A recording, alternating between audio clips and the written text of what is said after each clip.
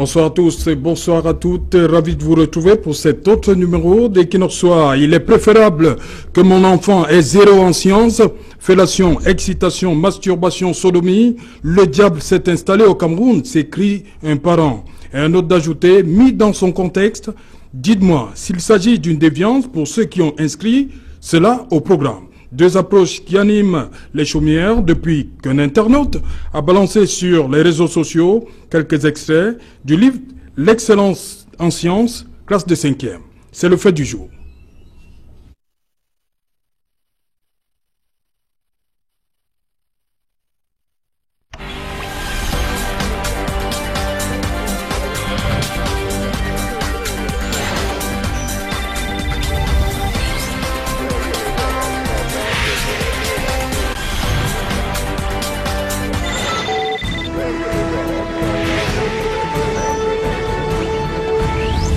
Santé de la reproduction en classe de 5e, l'excellente polémique. Pour en parler ce soir, je suis avec Dominique Yamtiba. Bonsoir. Bonsoir Serge.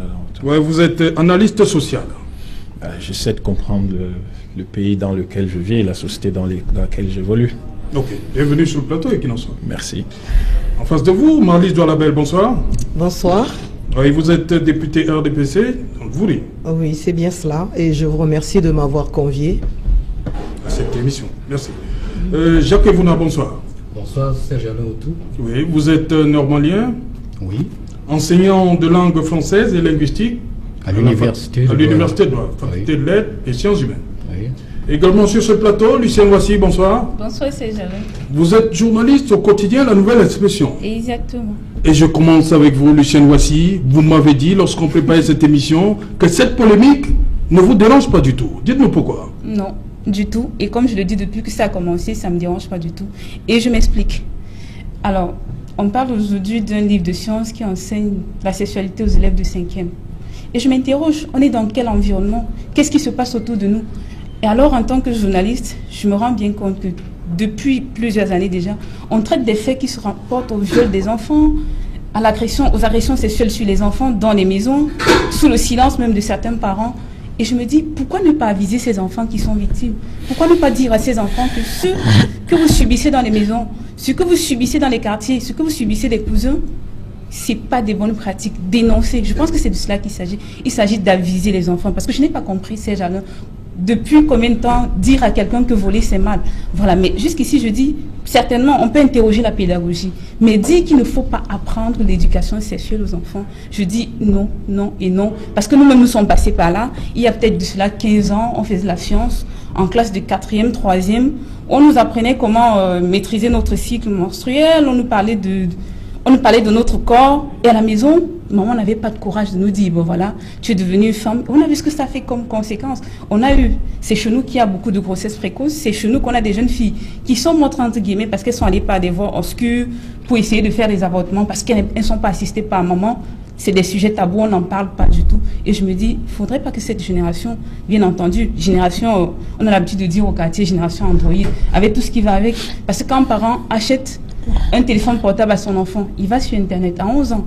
On est en 5e, bien sûr, mais on a des parents on a des enfants de 11 ans qui ont des téléphones portables, qui vont sur Internet, qui se connectent et qui peuvent voir n'importe quoi. Et je vais rajouter en disant, moi j'ai grandi dans mon environnement sans jamais percevoir une personne LGBT. Mais c'est différent aujourd'hui.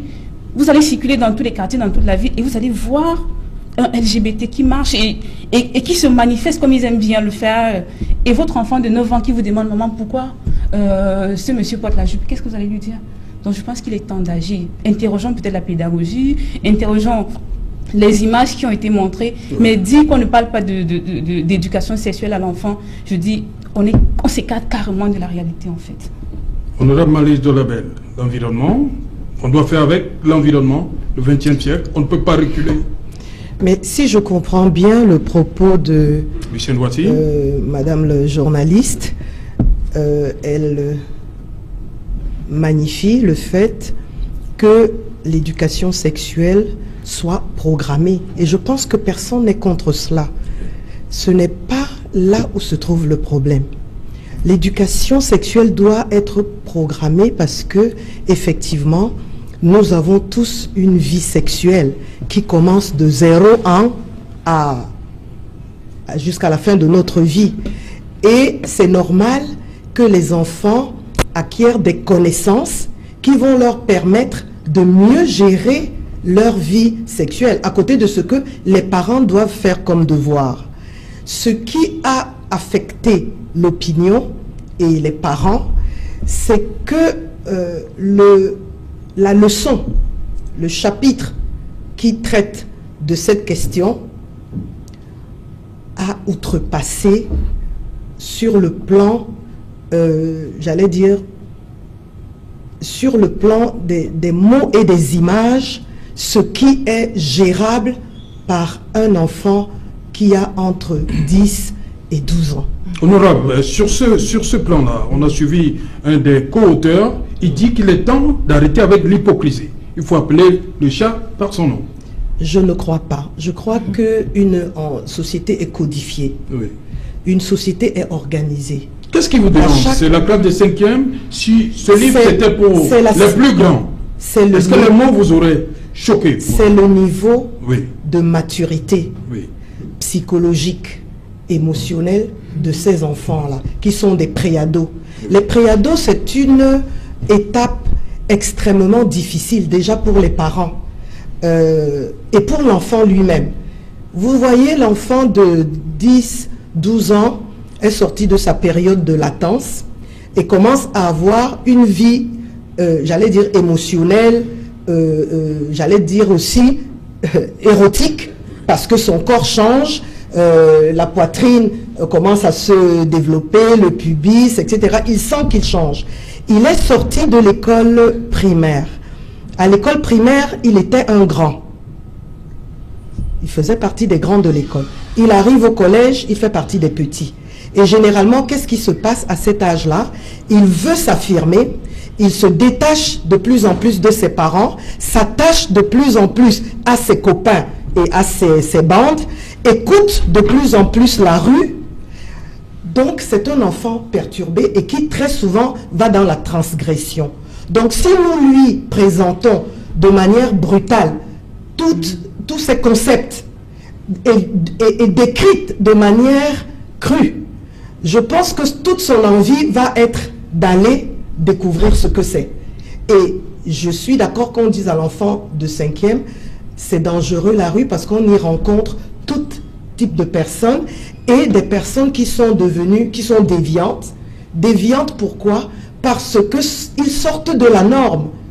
Parce que nous tous, nous sommes des adultes ici autour de la table. Nous avons une vie sexuelle, enfin j'imagine.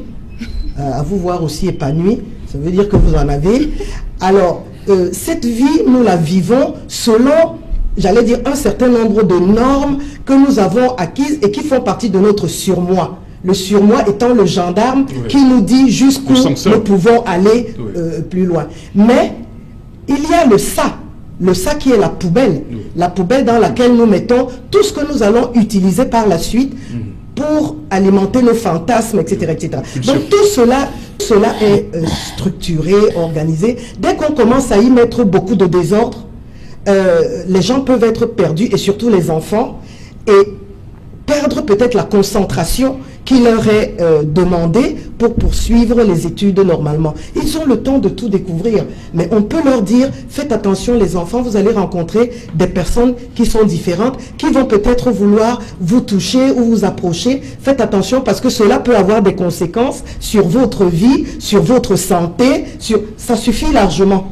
Tout le reste, je pense qu'on a été un peu trop loin. Ok. Dominique Yamtiba, comme dit Honorable Doualabel, c'est les termes qui choquent pour ces ados-là, pré-ados même comme elle a dit, c'est les termes. J'essaie de trouver l'enfant de la 5e. J'essaie de trouver le bout par lequel je vais vous répondre, je sais pas. Et je me demande, mais je suppose que ce sont des enseignants qui ont écrit ces textes-là. Oui, bien sûr. Il y a même des inspecteurs. Et c'est extrêmement, c'est extrêmement délicat. Non. C'est délicat, vous dites? Non, c'est très délicat ce qui a été fait. C'est même, c'est quelque chose, je crois, qui interpelle toute la société. Je pense que je vais commencer par parler de la pédagogie. C'est quoi la pédagogie? Lorsque vous apprenez quelque chose à quelqu'un, vous ne lui apprenez pas les exceptions. C'est pas par là qu'on commence. Lorsque vous voulez apprendre quelque chose à quelqu'un, vous lui apprenez la chose telle qu'elle est. Si je veux vous apprendre, simplement les divisions, par exemple, Oui. je vais vous dire 4 divisé par 2 donne 2. Donc, je vous apprends, ça c'est la division normale. Maintenant, il peut y avoir une exception, à savoir 4 divisé peut-être par 3. Et je vous dis, ça ne va pas tout d'un coup. Dominique, je vous arrête un bout, hein, parce que les auteurs, ils disent justement que les parents ont pris juste le bout Non. du livre que attendez. on a mis sur les réseaux sociaux, que beaucoup de parents n'ont pas lu le livre. Il faut qu'ils arrêtent ça. Les parents ne sont pas des idiots, d'accord? La Oui. plupart des Ils parents, accusent les parents. la plupart des parents sont beaucoup plus expérimentés et beaucoup plus compétents et experts qu'eux. Donc Oui. ils arrêtent de Ça, dire c'est ça. ce qu'ils disent. Ça fait Deux- 4 deux ans que le des livre auteurs. est là. Faut qu'ils arrêtent de dire ça. Ça fait 4 ans que le livre est là. Alors oui, il faut bien qu'à un moment ou à un autre, Personne moi je n'a n'ai vu. j'ai pas d'enfants qui sont en classe de 5e, donc Personne j'aurais n'a vu. certainement pas eu cette information-là. Alors, ce qui se passe, c'est que il ne faut pas du tout qu'ils disent ce genre de choses. Là, beaucoup de parents ont été leurs enseignants, ou sont même des gens qui les évaluent. Beaucoup de parents sont dans des disciplines qu'ils ne maîtrisent pas. Hein, là, nous avons des disciplines dans le domaine de la psychologie, dans le domaine de la sociologie, dans des domaines qui sont beaucoup d'autres encore. On apprend, c'est pas comme ça qu'on apprend les choses aux gens. Je vais vous donner deux bouts. Hein. Oui. Ils disent, un des auteurs dit, les parents ignorent les programmes que l'État a soumis à la formation de leurs enfants. Un autre de dire, beaucoup de parents n'ont pas lu le document, ils se sont contentés à commenter ce que les personnes mal intentionnées ont ventilé sur les réseaux sociaux. C'est ça tout le problème de l'éducation au Cameroun. C'est-à-dire que moi, quand on discutait de cette émission, on en a parlé tous les deux. Je t'ai dit que ce qui me pose problème, en dernier ressort, c'est finalement la vision de l'éducation au Cameroun, la politique de l'éducation au Cameroun. C'est-à-dire que les gens ont l'impression, on s'est installé au Cameroun dans une facilité à justifier tout et n'importe quoi. Est-ce que si à la tête de l'État, vous avez des gens, supposons, parce qu'après là, voilà des gens qui sont totalement irresponsables et ils sont des enseignants quand même. Mais l'une des premières choses qu'un enseignant apprend à ses élèves ou à ses étudiants, c'est la notion de responsabilité. Ça veut dire si j'ai écrit quelque chose, je dois être capable d'en répondre. C'est ça qu'on appelle entre autres choses l'honnêteté intellectuelle. Vous ne pouvez pas écrire une chose et vous dites que c'est l'État qui a mis les programmes, qui a décidé les programmes. Vous êtes sérieux? Deuxième chose, vous dites que les gens n'ont lu qu'une petite partie. Mais vous pensez que pour commencer à parler de quelque chose, pour qu'on ait parcouru tout, pour parler de la Terre, je dois faire le tour de la Terre? Pour parler de la Terre, je commence d'abord par ce plateau, Oui. puisque c'est une partie de la Terre. Je pense qu'il faut qu'on fasse très attention. Ce qu'on appelle enfant a un sens. Les mots ont un sens. Je vais laisser certainement, le linguiste va aller beaucoup plus loin dans ce genre de choses.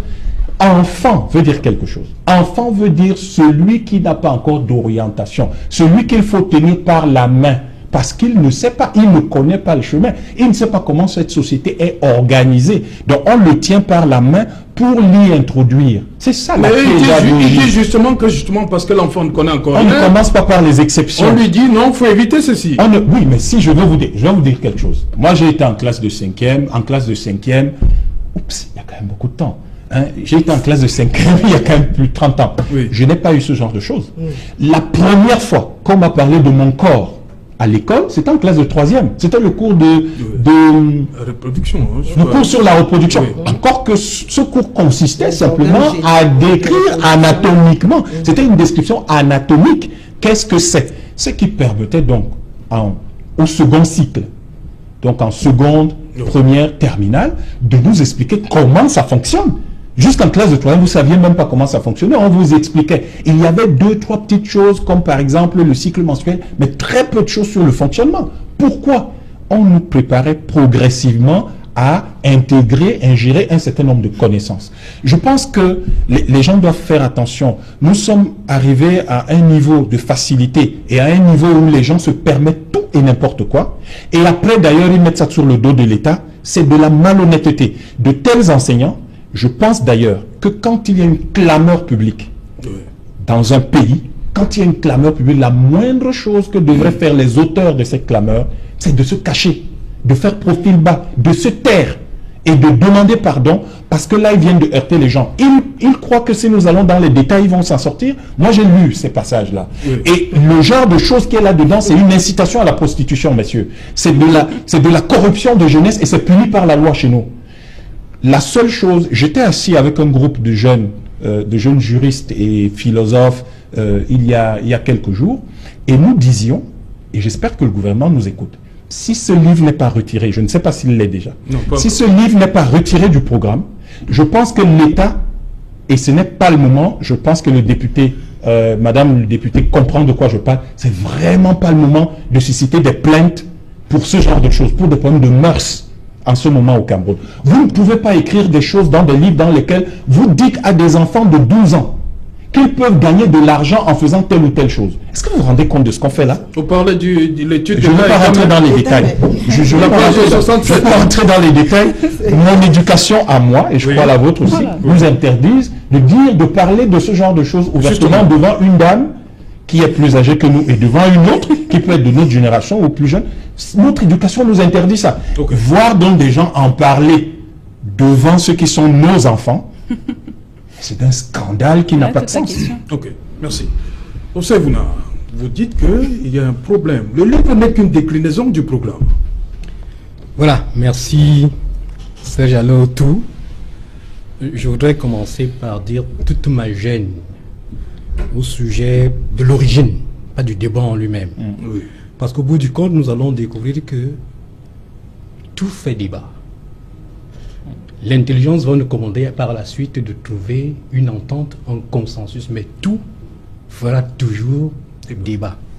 Mais ce qui me gêne, c'est que dans notre cas, notre débat n'est de ce qu'un certain discours sibyllin, prenant pour prétexte ces images dont il est question, pour des apprenants du niveau de 5e, pour des raisons tout autres que pédagogiques, troll, et c'est là le problème chez moi, troll une décision gouvernementale.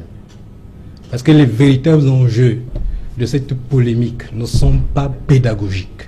C'est nous, vous et moi, qui récupérons l'affaire pour en faire un débat pédagogique. Mais au fond, c'est une question d'intérêt. Et c'est là que je dis, on ne peut pas immoler l'école républicaine sur l'autel des intérêts, sur l'autel du lucre, sur l'autel de l'argent. C'est ça le véritable problème. Pourquoi aujourd'hui et pas il y a 4 ans? Pourquoi? Vous savez, on peut se prêter à des réflexions. Il y avait une entente. Après mon livre, ce sera le tien. Oui. Mais quelqu'un arrive et il change tout. Du coup, ça fait des mécontentements. Exactement. Le livre a été choisi, il est là pour 6 ans. Hein. Ce que les gens décrivent aujourd'hui existe depuis au moins 4 ans. Le débat, le procès que nous tenons, c'est le procès de l'angélisme mensonger contre le réalisme sincère. Parce que l'angélisme dont j'entends parler au sujet de nos enfants, il faut que les gens fassent attention. Ces gens qui vont dans des supermarchés, acheter des téléphones qui accèdent à tout, même à ce qu'ils n'imaginent pas. Il faut qu'ils soupçonnent ce que savent leurs enfants au sujet de la sexualité. Moi, je pose une question.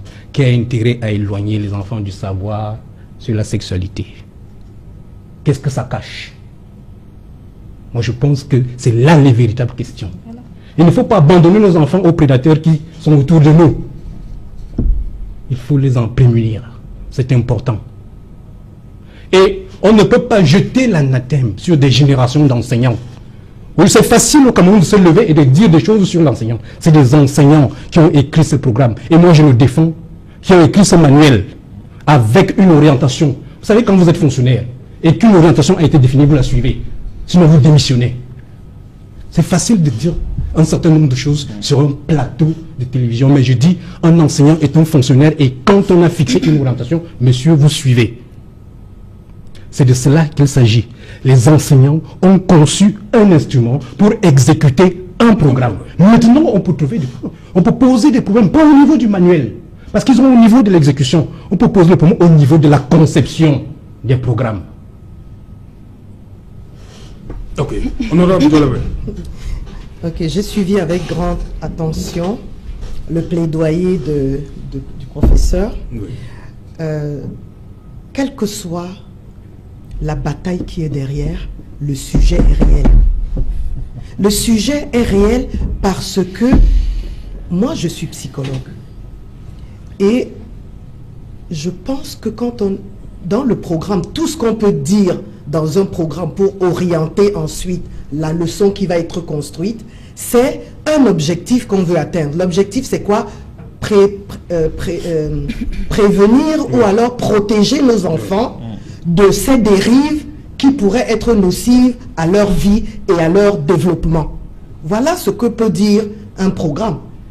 L'objectif du programme. L'objectif du programme, le programme ne peut pas dire il faut parler du cunnilingus, il faut parler du... Non, non, non, non. Le programme va dire, comme l'environnement est devenu dangereux pour nos enfants, il faut que dans leur parcours scolaire, qu'ils obtiennent des outils qui vont leur permettre mentalement, psychologiquement, de résister à toute cette dérive qui leur est vendue moins cher. Mais maintenant, il y a des techniciens qui s'assoient pour écrire cette leçon. Et puis, je ne vois pas pourquoi on ne pourrait pas se tromper. Pour moi, un bon leader, c'est celui qui sait gérer le feedback. Et le feedback ici, c'est que un certain nombre de parents, un très grand nombre de parents, il y a un tollé. Il faut dire qu'il y a un tollé. Alors, quand il y a un tollé, on s'arrête d'abord. On ne peut pas dire que non, parce que c'est un programme, c'est les fonctionnaires. Mais ils semblent faire la tour de l'oreille. Oui, mais ils ne sont pas des dieux. Oui. Ils sont des techniciens qui ont acquis des connaissances, et moi, je respecte leur travail. Mais maintenant, ils ont produit quelque chose qui ne semble pas correspondre à la norme sociale acceptable par la majorité des concitoyens. Alors, ils s'arrêtent. Quelle que soit leur technicité, quelle que soit leur expertise, parce que ce sont nos enfants. Ils ne vont pas prendre la décision de mettre dans la tête de nos enfants ce que nous ne voulons pas. Donc, pour moi, je me dis que je suis député de la nation. Je peux dire ici que l'un des regards aussi que je jette effectivement, c'est par rapport à tout ce qui se passe en amont. Effectivement, et c'est comme ça qu'on bâtit un pays. On bâtit un pays en faisant des erreurs. Et chaque fois qu'on fait des erreurs, on cherche à corriger et on apprend. Et voilà comment on fait des progrès. Donc moi, en tant que Parlement, j'ai appris cette situation. Quand vous écoutez les auteurs, hein, ils ne sont pas dans l'erreur. Hein. Ils sont sûrs de ce qu'ils ont fait. C'est leur point de vue. Oui. C'est leur point. Laissez-moi chuter, s'il vous plaît, pour dire que, en tant que parlementaire, donc j'ai appris, et j'ai appris que la commission... au sein de laquelle je me mobilise au Parlement, à savoir la commission éducation, jeunesse et formation professionnelle, devrait s'impliquer un peu plus. Absolument. Pour qu'un regard d'accompagnement soit servi, parce que nous sommes là, nous représentons le peuple du Cameroun. Mais la moindre des choses, c'est que ce peuple du Cameroun soit informé avant qu'on ne commence à écrire les leçons de là où on veut amener les citoyens de demain.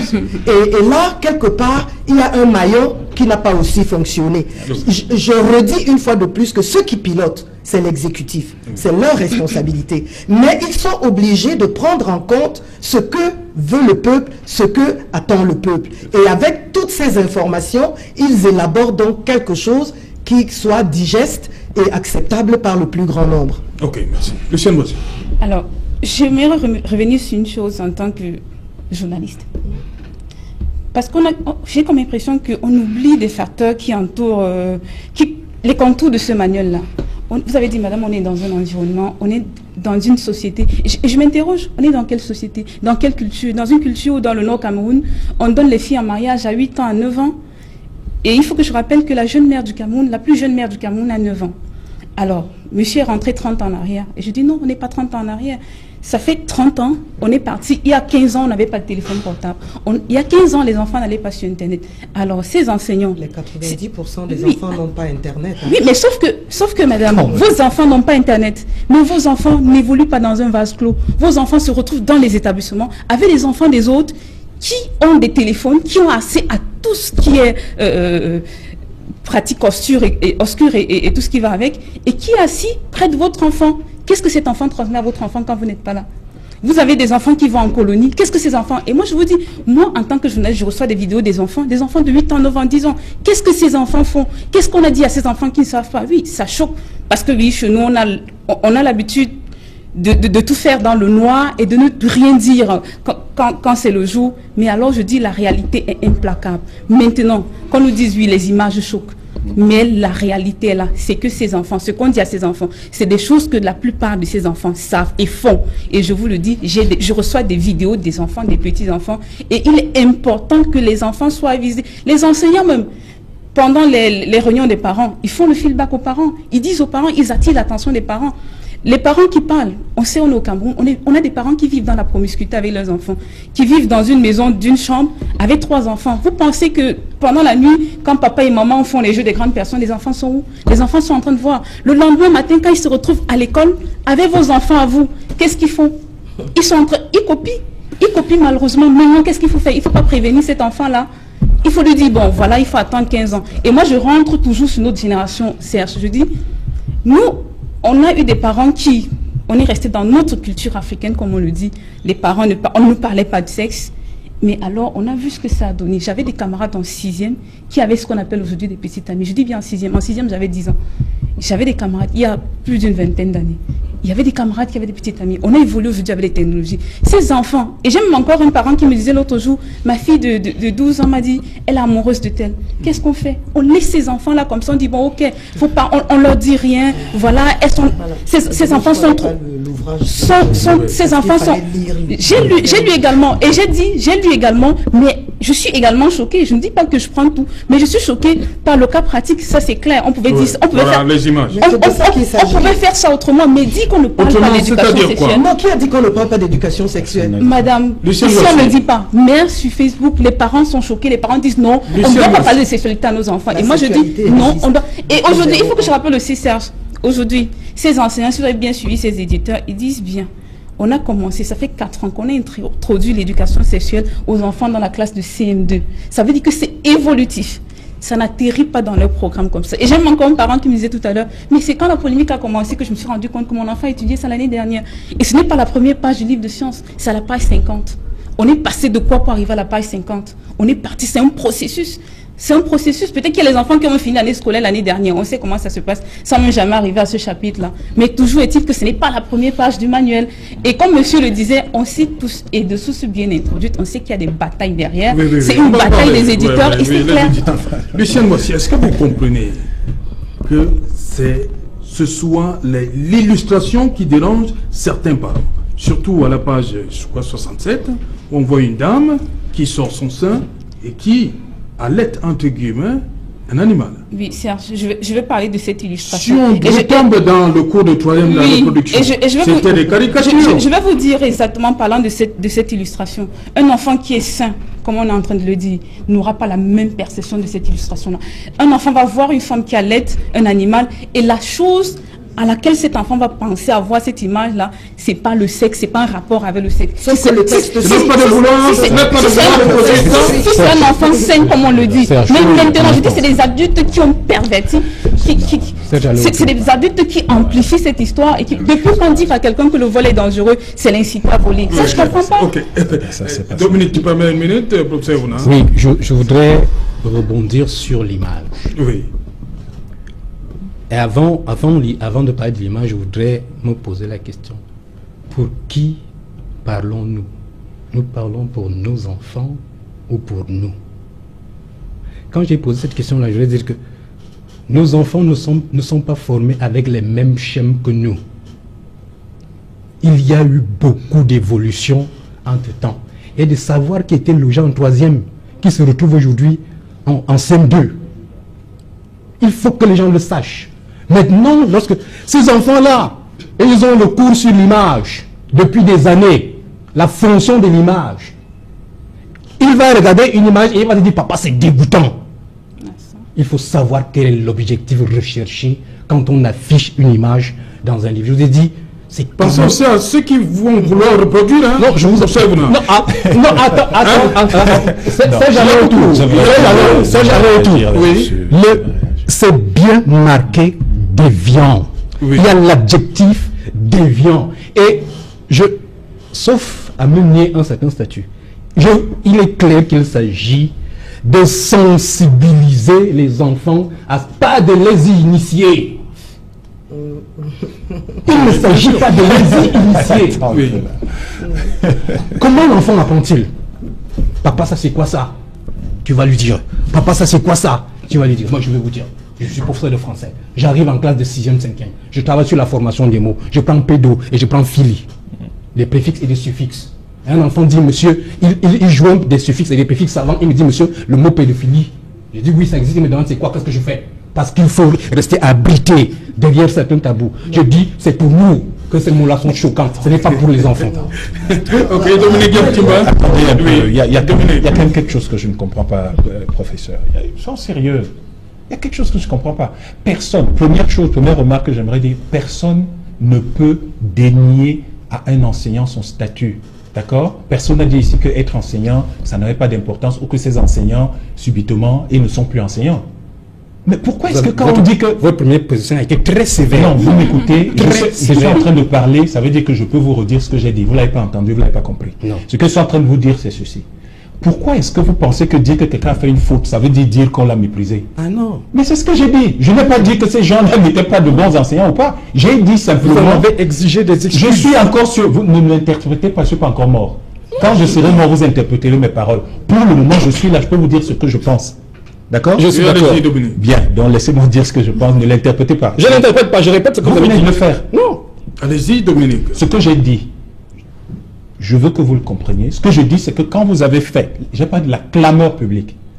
La société, la clameur publique est l'une des choses les plus importantes dans une société. Vous êtes professeur de langue, de lettres françaises. Moi, j'ai appris d'autres choses.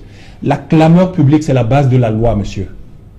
D'accord? C'est sur la base de la clameur publique qu'on constate un délit ou un crime. Ce n'est pas sur la base du fait que quelqu'un est jugé sur son piédestal et il décide que ce qu'il fait est bon. Ce n'est pas ça. La société n'est pas fondée sur le fait de ce que un ou deux individus pensent. La société est fondée sur le consensus. Et c'est ça qu'on appelle le permis et le défendu. L'illicite et le licite. La société n'est pas fondée sur le fait que les gens sont sur leurs grands chevaux et ils pensent qu'ils sont arrivés. Non. Et la société n'est pas fondée sur le fait que nous les critiquons pour rien. Nous n'avons pas le droit de critiquer les gens pour rien. Ni avec légèreté. Je vous le concède. Mais il y a quand même en société ce qu'on appelle le permis et le défendu. Le licite et l'illicite. Il y a ce qu'on appelle en société la régulation sociale. Et l'école est l'un des instruments de cette régulation sociale en tant qu'instrument de socialisation. Ça veut dire quoi? L'école est un outil qui vous intègre progressivement dans la société. Un enfant ne tombe pas dans une société comme un cheveu dans la soupe. Vous pensez vraiment que quelqu'un peut se lever un beau matin et commencer à insulter nos enseignants avec tous les sacrifices que ces gars-là font? Soit il ne sait même pas ce que c'est que... il ne fait jamais attention à ce que vivent les enseignants et ça veut dire qu'il ne s'occupe même pas de la jeunesse. Oui. Nos enseignants font beaucoup d'efforts. Maintenant, j'aimerais vous dire une chose. Quand ils font une faute, parce que là, ce n'est pas une erreur, c'est une faute.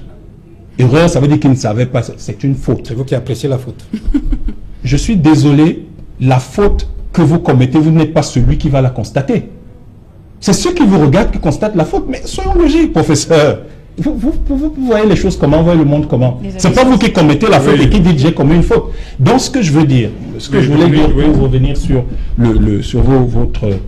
les préoccupations que vous soulevez, je pense que les gens parlent pour la société. Ils ne sont pas là pour parler pour eux ou pour les enfants. Ils parlent pour la société. Et nous et les enfants faisons partie de cette société. Pour qu'elle soit harmonieuse. La communauté éducative. Non, nous parlons pour la société. La communauté éducative n'est qu'une composante de cette société. Oui.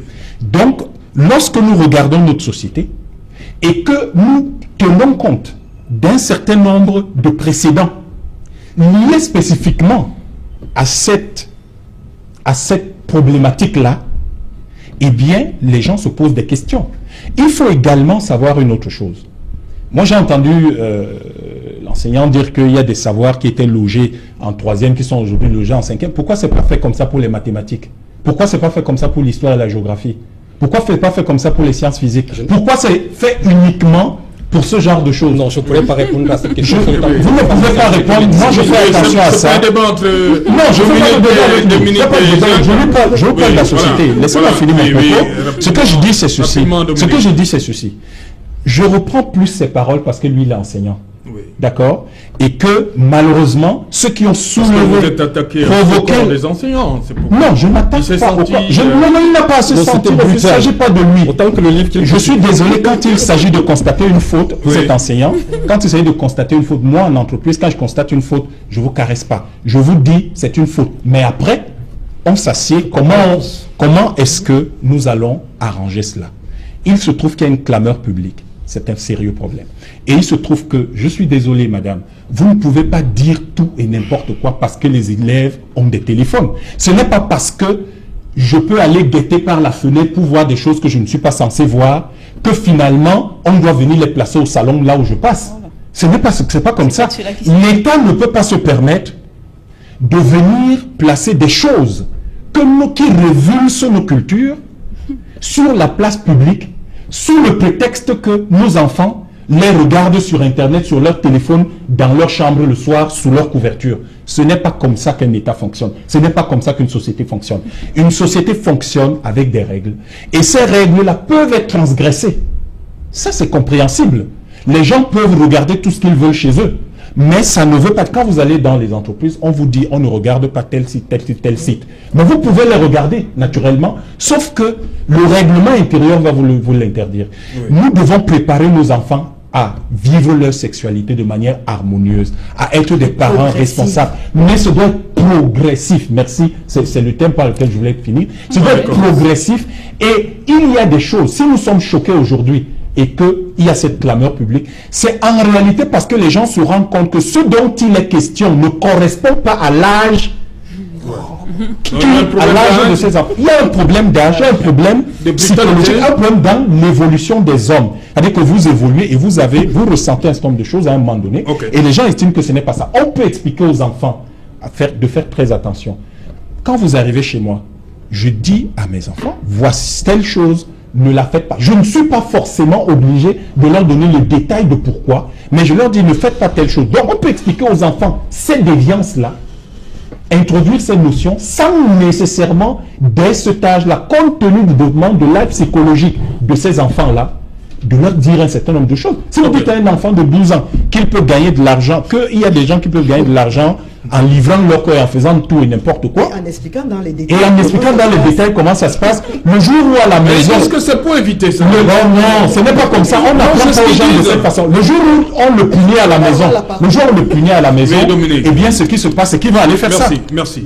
Honorable. Oui. Je voulais qu'on réconcilier tout le monde. Oui. Madame le journaliste, vous avez dit qu'il y avait des choses qui vous choquaient. Qu'est-ce qui vous choque là-dedans?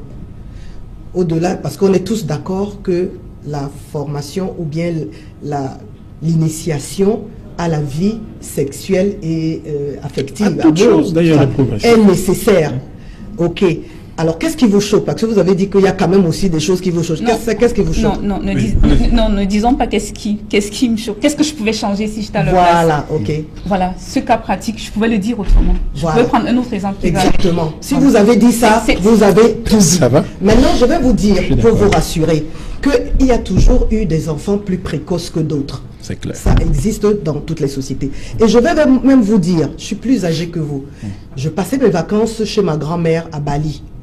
Et à cette époque, il y avait les maisons en carabote où quelquefois les planches étaient espacées.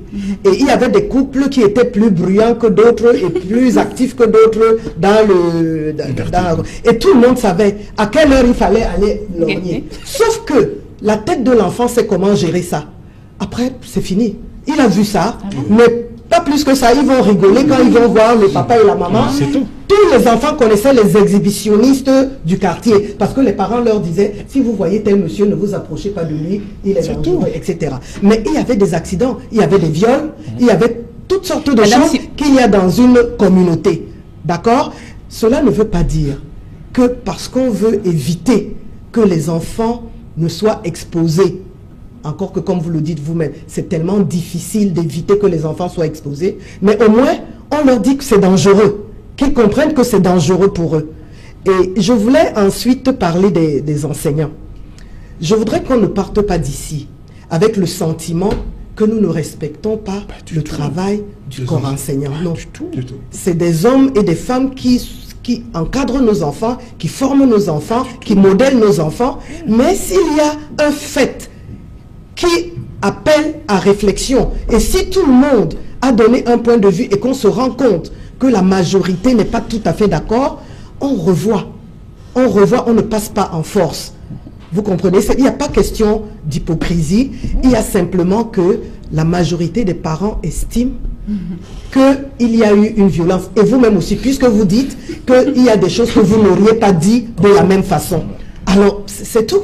Voilà, professeur Evouna, vous pensez, comme beaucoup de parents, que cette façon d'illustrer, c'est aussi, est-ce que vous comprenez ces parents-là qui pensent que cette façon de faire est une autre manière de pousser les enfants à vouloir reproduire ce qu'ils ont appris à l'école, les inciter à cela?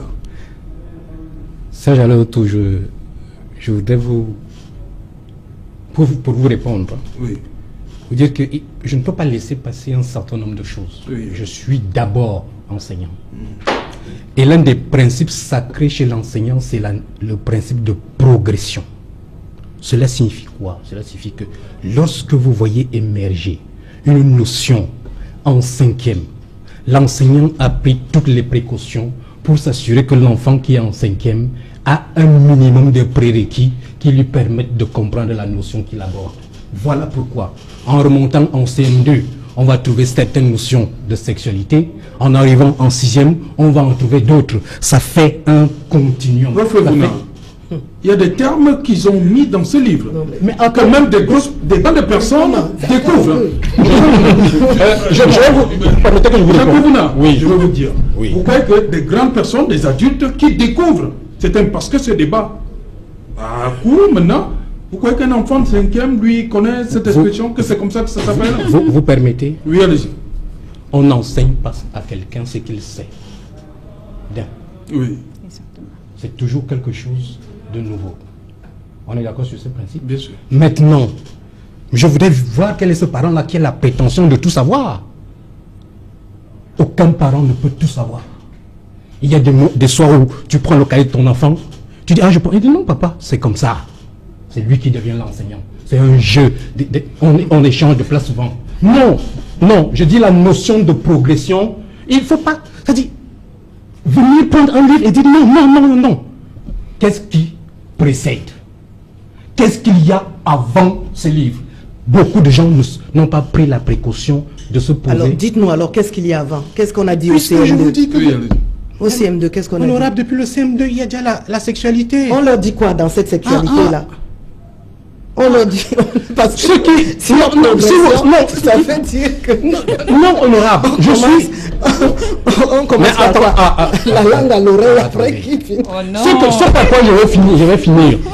Il n'y a pas de moi, dans cette histoire. Je vais finir par quoi? Les mots. Oui. Les mots n'ont de sens que celui que nous leur donnons. C'est un sens affectif. Non. Madame, permettez. Les mots peuvent tout dire, mais aucun mot ne fait rien. Ah oui. Les mots peuvent tout dire, mais aucun mot. Le mot serpent ne mord pas. Vous êtes sûr? Incroyable. Oui, je voudrais dire... En fait, vous avez raison. Je voudrais dire, professeur, de deux choses l'une. Ou vous jouez juste un rôle pour que le débat soit animé, mais vous ne pouvez pas me laisser croire que vous ne comprenez pas qu'on soit outré par la façon dont ça a été abordé. Qui est brutal. Je vais vous donner un exemple. Vous voulez apprendre à un enfant que le crime n'est pas bon. Et vous lui dites que quand on veut tuer un homme, on prend un couteau, on le met sur la gorge, on tire vers le bas, on ouvre le thorax, on sort les boyaux, les viscères, et puis ensuite on boit le sang de ça. Est-ce que vous pouvez parler rien que pour dire à l'enfant que le crime n'est pas... Mais lorsqu'il est question de crime, je vais vous dire, attendez, j'ai entendu des notions de droit et de tout le reste ici. Vous avez le choix et des mots et de la modalité du crime. Non, il doit être choisi en fonction de la cible. La communication est un art. Et je pense que la pédagogie utilise la modalité comme outil la communication. Ce qu'on appelle les mots. Mais l'outil le plus puissant dont nous disposons sur cette terre, c'est les mots. Les mots. C'est pas autre chose. Quand vous dites que le mot serpent ne mord pas, mais purée, il ne mord pas seulement, il avale. faut faire attention. Bon, moi, c'est pour ça que j'ai pris là, je vous ai dit tout à l'heure, c'est d'un certain point de vue. Moi, je viens des sciences sociales, vous venez de la littérature, et aujourd'hui, je suis en entreprise. Croyez-moi, les mots, c'est quelque chose de terrible. En fonction de la façon dont vous utilisez les mots, vous détruisez ou vous construisez. Et donc, je ne veux pas être impoli. En fonction de la manière dont vous utilisez les mots, vous construisez ou vous détruisez. On est d'accord. Ça, c'est un principe sacré pour moi. On est tous d'accord. Comment l'enseignant utilise-t-il les mots? Non. Votre question n'est pas bonne dans notre contexte. Laissez-moi vous dire. Laissez-moi vous dire. Dans ce contexte-ci, ce n'est pas cela l'enseignant. Il ne s'agit pas de l'enseignant. Le type auquel vous parlez là depuis, c'est un ancien enseignant. Faites gaffe. Ce n'est pas... Non, je viens juste... C'était une remarque en passant. Non, faites gaffe. C'est pas méchant. C'est juste pour dire... Prenez-le en considération. Ce que je veux dire, c'est ceci. Je parle français là. Ce que je veux dire, c'est ceci. Les mots, il ne s'agit pas de parler de l'enseignant de manière générale. Les enseignants qui ont écrit les livres de mathématiques, nous ne sommes pas en train d'en parler là. Nous ne sommes pas en train de parler des enseignants qui ont écrit les livres de géographie ou de livres de français. Nous ne sommes pas en train d'en parler là. Nous sommes en train de parler d'enseignants qui ont écrit quelque chose de précis. Et c'est ce quelque chose de précis qui utilise des mots qui ont suscité une clameur sociale, clameur publique. Et je vous ai dit, la société, la loi n'est pas fondée sur quoi que d'autre. La loi est fondée sur la clameur publique. Madame le député est là, elle sait que quand il faut qu'elle défende quelque chose, elle doit écouter ce qui vient derrière les fenêtres du Parlement. Donc c'est la clameur publique. Ce qui fait problème, nous reviendrons peut-être sur les aspects financiers, je ne vais pas en parler, quand vous les introduirez, mais ce qui fait problème actuellement, c'est que ces enseignants qui ont écrit ces livres, et tout à l'heure je parlais de la politique générale de l'éducation, il s'agit, pour moi, les seuls coupables, ou alors disons les seules personnes à indexer ou à interpeller, ce n'est pas seulement ces enseignants. Il y a ces enseignants d'abord, parce qu'ils ont écrit, il y a ceux qui ont révisé, qui ont relu ces textes-là, il y a ceux qui les ont révisés, il y a ceux qui les ont imprimés, il y a ceux qui les ont édités, il y a ceux qui les ont sélectionnés. Il y a les parents qui n'ont pas lu depuis 4 ans. J'arrive à quelque chose. Il y a ceux qui... J'arrive à quelque chose. Non, vous ne dites pas merci, je n'ai pas encore fini. Non, je dis, j'ai pas fini, je vais me couper la parole là. Il y a ceux qui les ont validés et qui les ont introduits dans notre programme. Et il y a quelque chose qui est que j'appelle ici, parce que je parle de la politique générale de l'éducation, je n'ai pas exempté les parents, c'est les parents. Le problème que nous avons, c'est que nous avons abandonné nos enfants aux enseignants. Et nous avons le sentiment que la seule chose que nous devons donner aux enfants, c'est l'argent, payer l'école et la tenue, et les fameux téléphones dont parle madame. Non. Je peux vous dire une chose, je lis les livres à la maison, de la première à la dernière page, et je vous conseille sur le fait que j'y apprends des choses, ou tout au moins je révise beaucoup de choses. Parce que je peux vous assurer que demander à la plupart des parents aujourd'hui de vous faire une règle de 3, ils ne vont pas s'en sortir. Je révise des choses. Mais il reste que, croyez-moi, et je pense que c'est l'objet pour lequel Serge Alain Outou nous a appelé ici ce soir, c'est pour dire, mais pourquoi? Parce que c'est ça la question de fond, ce n'est pas que les enseignants utilisent les mots comme ils peuvent, non. La question ultime, mais pourquoi une chose qui existe depuis 4 ans, pourquoi cette chose précise-là a-t-elle pu susciter une telle clameur publique? Eh bien, monsieur, c'est parce qu'elle est en inadéquation totale avec nos valeurs et nos cultures. Cette chose-là peut se dire, mais c'est pas comme ça que ça se dit chez nous. J'ai entendu Madame Ouassi dire que il y a des tables, on ne parle jamais de sexe. Non, je suis désolé. L'initiation sexuelle que j'ai eue m'a été donnée par mon père. Et très souvent, c'est quand on allait au champ. On allait au champ, ou alors il y avait des moments où il disait allons nous balader. Et il nous racontait des choses. D'accord? Ce qu'il faut faire d'abord, parce que c'est par là qu'on a commencé. Et quand j'ai eu 18 ans, j'étais en classe terminale, il savait que j'allais partir. Il a commencé à me dire de temps en temps 2-3 petites choses qu'il ne faut pas faire. Vous avez eu de la chance. Non, je pense que la plupart des parents, c'est ce qu'ils font. Vous avez eu de la chance. Lucien Ouassi, je reste avec vous. Pourquoi vous semblez mettre de côté l'âge de l'apprenant? En 5e, on a 10, 11 ans. Justement, je l'ai dit. Pour des termes que je n'ai pas envie de prononcer ici. Bien entendu. Quand vous ouvrez ce livre à cette page... Elle est d'accord puisqu'elle a dit qu'elle n'aurait pas dit ça de cette façon. Je n'aurais pas, madame, je répète. Elle est restée sur le cas, l'étude de cas. Certainement. Mais je ne pense pas qu'il y a deux façons de dire les choses qui ont été dites dans ce livre. Il n'y a pas deux façons de le dire. Si. Et c'est la science. Monsieur, donnez-moi un synonyme de homosexuel, un synonyme de pédophile. Je ne sais pas. Je ne sais pas s'il y a deux façons de le dire. Mais moi, je dis et je maintiens. Je dis et je maintiens, l'heure est grave. On est à l'heure des vices. Et qu'on fasse semblant de ne pas voir ce qui se passe dans les maisons, ce qui arrive aux enfants. Je suivais encore l'autre jour sur une chaîne l'intervention de Amélie Kobela. Je ne sais pas si vous savez qui c'est. Oui, Amélie, oui, voilà. Oui. Elle fait des enquêtes sur les viols sur les mineurs. Et elle dit c'est très grave. Les chiffres sont terribles. C'est quoi les chiffres? Les chiffres font froid dans le dos. Écoutez, monsieur. Elle le dit bien, ça commence très tôt dans les maisons. C'est quoi les chiffres? Ça commence très tôt dans les maisons. Il y a quelque temps encore, on a vu 2 enfants qui sont décédés à Consamba. Et c'est ce texte-là qui va changer. C'est ça les chiffres, 2 enfants? Parce que violer, écoutez, parce que violer, ce sont les cas qu'on dénonce. Et je vous dis encore, je me rends compte, peut-être que vous êtes dans votre petit monde et puis vous ne voulez pas parler avec les autres ou vous refusez d'accepter ce qui est. Je vous dis, sur des pages, il y a des femmes. Il y a des infirmières, il y a une infirmière qui dit ouvertement, mesdames, si vous venez encore à l'hôpital, je le dis comme ça, si vous venez encore à l'hôpital, faites coudre vos enfants, je vais vous dénoncer. Mais ça veut dire que c'est grave, Serge. Maintenant, un enfant qui est à la maison, qui subit des choses sataniques, comme on le dit, c'est satanique, pourquoi ne pas dire à cet enfant que ce que tu subis, c'est une mauvaise chose? Si tu subis ça, il faut dire non. Pourquoi ne pas le faire? C'est toute ma position, même s'il faut changer la façon de le dire. Même s'il faut changer la façon de le dire, soyons d'accord, madame, qu'il faut dire à l'enfant. Non, mais on est tout à fait d'accord. C'est de cela qu'il s'agit. Oui, merci, on est merci. tout à fait d'accord. On en parle après. Bonsoir Cédric Noufélé. Bonsoir Serge Alain, bonsoir à vos invités. Voilà, le journal de 20h, c'est dans un instant. Vous avez 2 ou 3 escales pour nous. Ce soir, vous allez suivre le film intégral de ce week-end de terreur vécu à Bamenda, à l'entrée de la capitale régionale du Nord-Ouest, là où des centaines de voyageurs ont été immobilisés. Ils ont vécu la pire nuit de leur vie.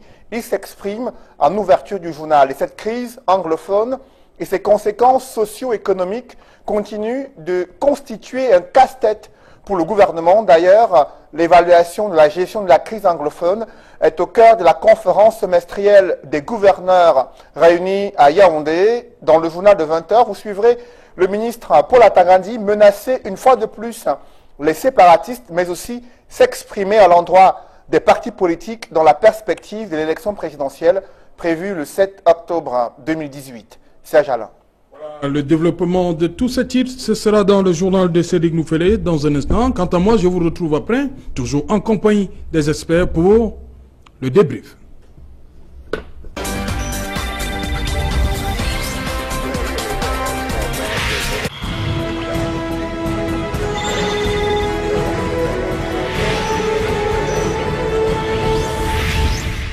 Voilà, retour sur le plateau Equinox Soir, toujours en compagnie des experts. Je commence avec vous, honorable Marlise Doualabel. Comment ces personnes ont pu agir pendant des heures sans aucune intervention? Comment comprendre ça? Ben, c'est pas facile à comprendre, mais en même temps, on est obligé de conclure qu'on est passé à un autre niveau de ce conflit. Et il faut aussi redouter... À une dizaine de kilomètres de Bamenda. De Bamenda, oui. Ça veut dire que ce mouvement, certainement, a quand même des sympathies dans l'organisation administrative de la région. C'est difficile à dire, c'est sévère à dire, mais c'est la réalité.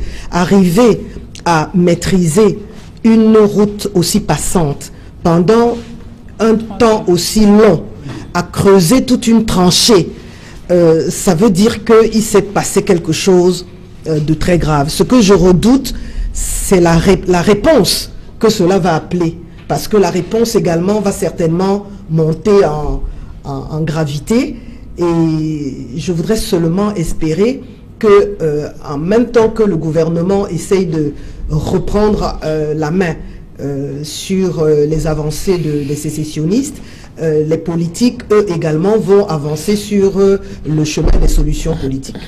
Ok. Michel Mossé, comment vous comprenez ce qui s'est passé dans la nuit de samedi à dimanche à Bamenda?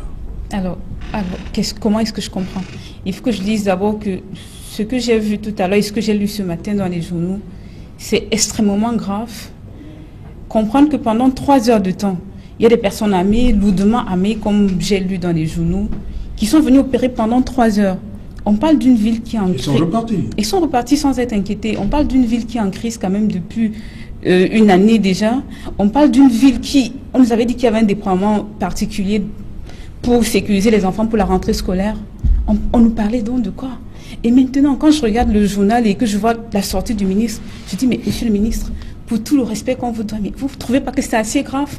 Vous êtes à Yaoundé, vous menacez des gens pour la seconde fois, mais ça persiste. Il y a des populations qui payent le lourd tribut à Bamenda, qui n'arrivent pas à sortir de chez eux, qui n'arrivent pas à partir. Et vous n'arrivez pas à comprendre que toutes les mesures que vous avez prises, qui ont été prises, n'ont pas marché du tout. Il faut changer. Il faut peut-être explorer la piste du dialogue, comme on l'a dit depuis, mais vous faites des sorties avec des tons menaçants. Est-ce que finalement, on ne va pas arriver au chaos total? Bamenda quand même. Et on a vu, pour le promoteur de l'agence, on parle quand même de près de 50 coasters de transport. C'est quand même grave. C'est un opérateur qui se retrouve aujourd'hui dans une... 5 ou 50? On parle de 5, je m'excuse. On parle de 5 gros porteurs, voilà.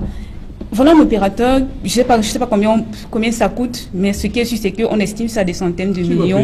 Voilà, qui paye la note, Serge, qui paye la note? Et aujourd'hui, le ministre, on dirait pour lui, il est serein, c'est pas grave, mais alors c'est très grave, c'est très très grave, et ça me fait peur. Professeur, à Dovelé l'Afrique, le gouverneur, les voyages de nuit sont interdits, couvre-feu. La solution, je pense c'est la meilleure réponse? Je ne sais pas si c'est la meilleure réponse, mais je crois que c'est, d'après la petite expérience que j'en ai, c'est le réflexe premier de tout administrateur. Okay.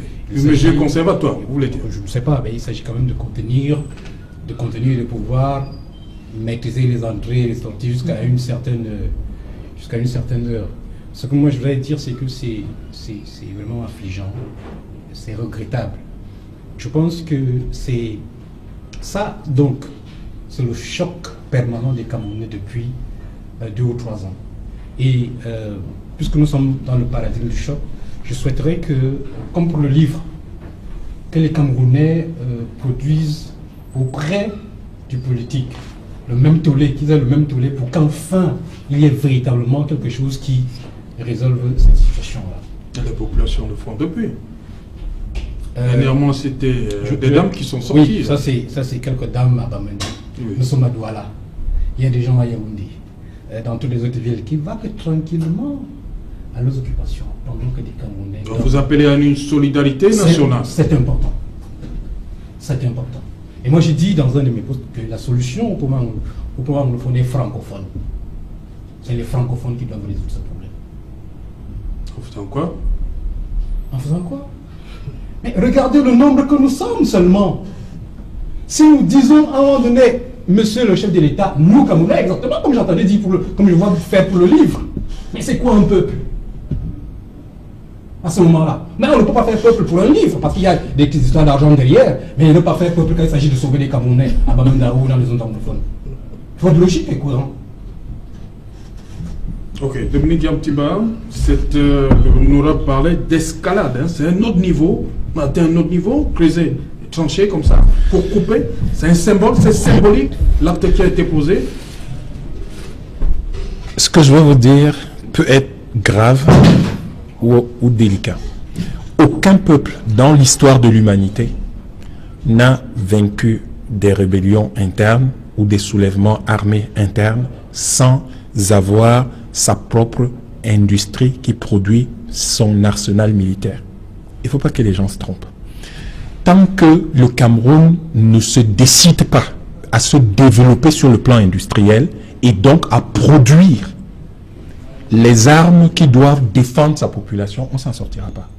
L'une des armes auxquelles, parce que beaucoup de gens, quand je dis ça, ils pensent aux fusils, machin, non. L'une des armes qui peuvent permettre de gérer, prévenir ce genre de situation, c'est des drones. Mais vous savez, des gens qui produisent des drones au Cameroun, qui ont présenté des projets, ils n'ont pas de financement.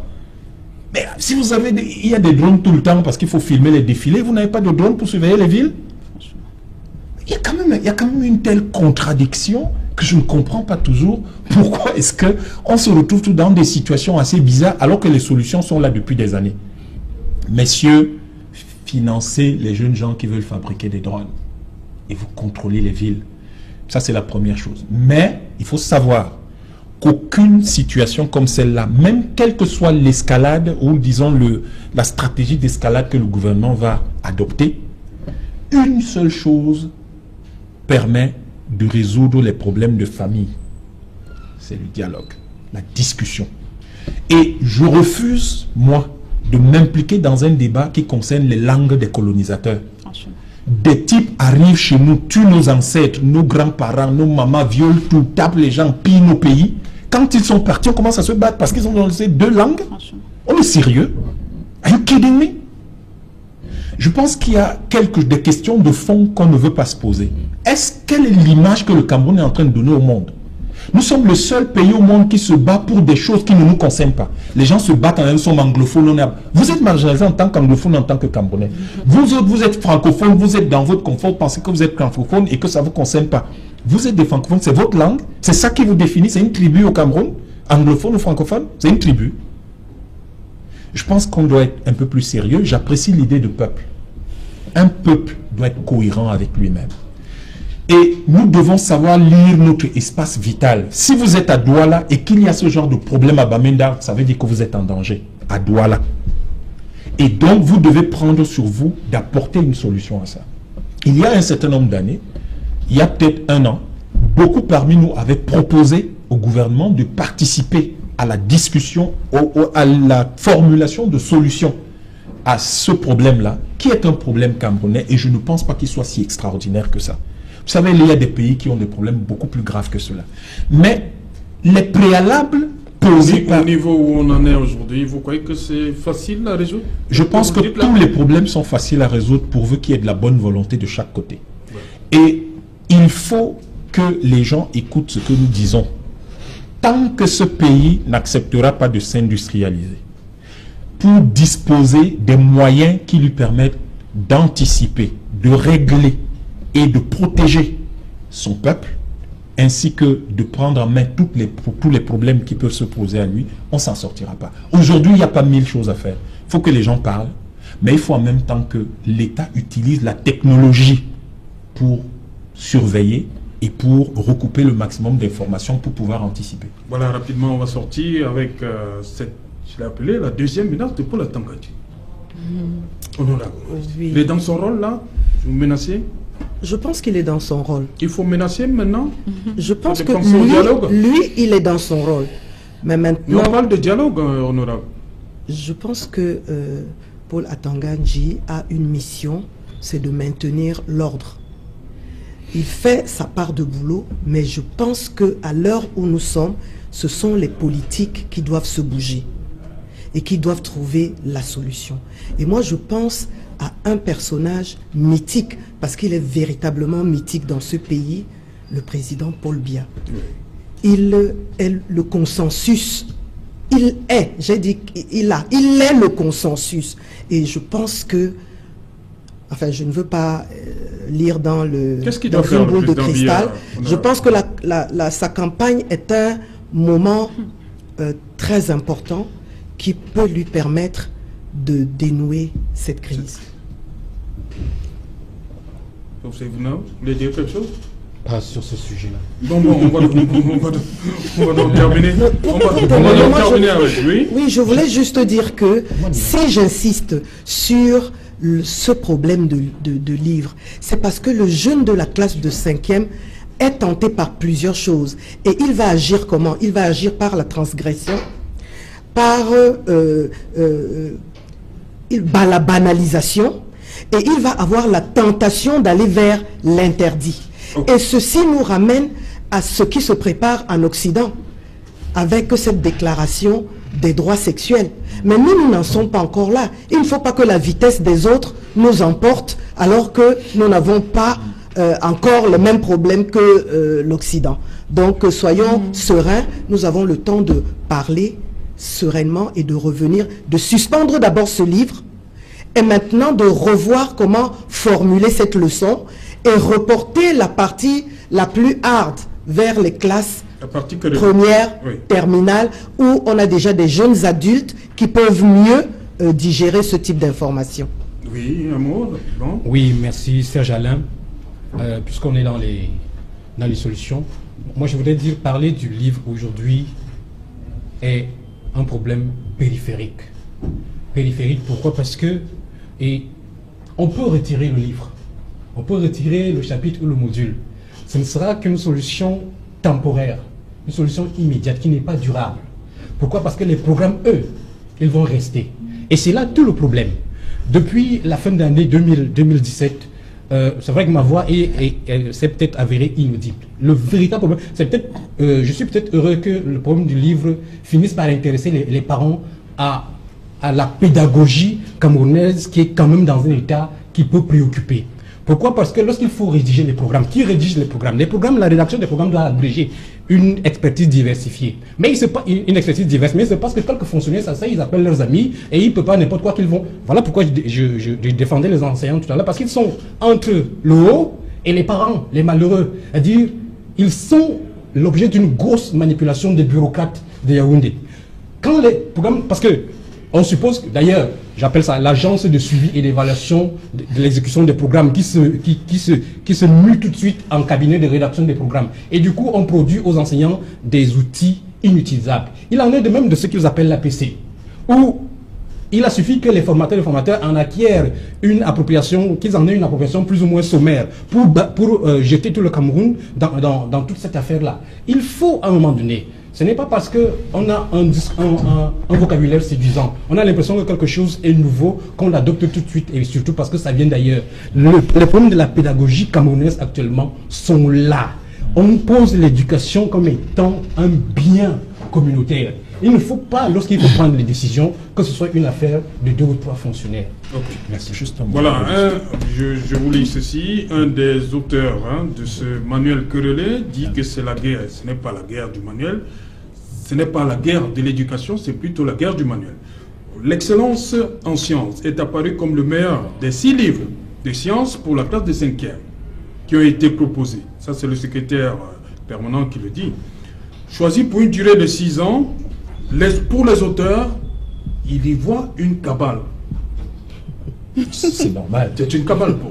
C'est-à-dire ceux qui n'ont pas, dont les livres n'ont pas été choisis. Vous voulez Ils pensent que c'est eux qui sont à l'origine de tout ce ensemble. Vous voulez que les auteurs... Ceux qui n'ont pas été choisis. Non, je veux dire, ceux qui ont été choisis, c'est-à-dire, vous voulez qu'ils y voient quoi? C'est normal qu'ils y voient une cabale. De la part de ceux qui ont été disqualifiés. Oui, il est fort possible que ce soit une cabale, il est fort possible qu'il y ait des problèmes d'espèces sonnantes et trébuchantes derrière. Mais le problème de fond, j'embraye sur ce que disait l'enseignant.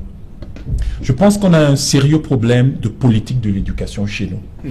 Et parce que la question de fond, chaque fois que je regarde, que ce soit les programmes du primaire, du secondaire et même de beaucoup de filières du supérieur, la question que je me pose, c'est à quelle fin?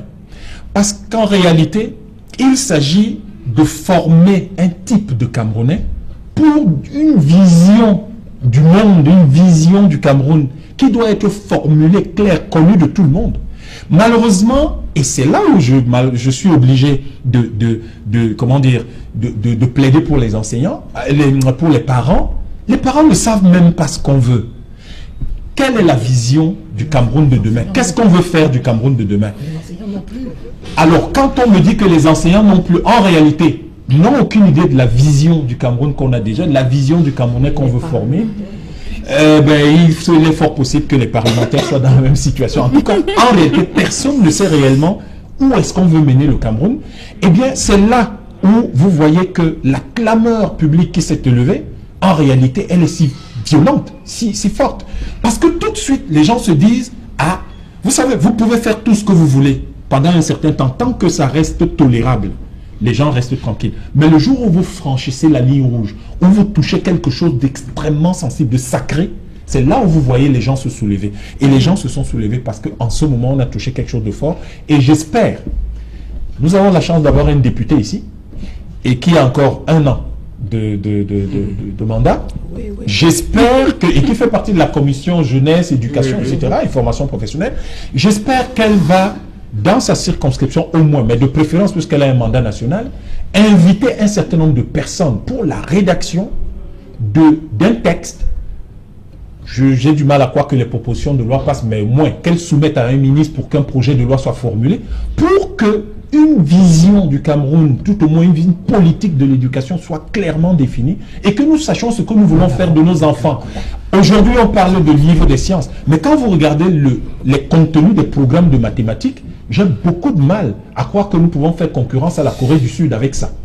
Et donc, je me demande, où est-ce que nous voulons mener le Cameroun? Quel est le Cameroun que nous voulons construire? Et quels sont les hommes que nous voulons former pour arriver au Cameroun que nous voulons construire? Ok, merci. Dans un instant, Éric Martial Diomo avec 100% football. Bonsoir Éric Martial.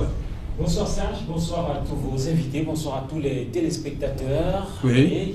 J'imagine le menu Éric Martial Diomo, voilà, le match de samedi. Vous pouvez le donner. Voilà le match de samedi, Cameroun, les Comores contre le Cameroun. Voilà, forcément.